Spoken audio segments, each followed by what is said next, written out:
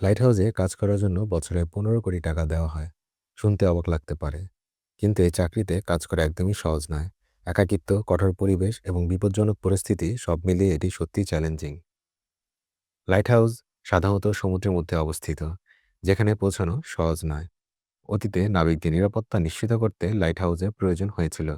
ক্যাম্পেড মারিয়াসের মতো নাবিকরা সমুদ্র যাত্রায় সমস্যার সমাধান খুঁজে বের করতেন। নাবিকদের সূর্য ও চাঁদের ওপর নির্ভর করতে হতো, কারণ সমুদ্রের নিচে কি আছে তা তারা জানতেন না।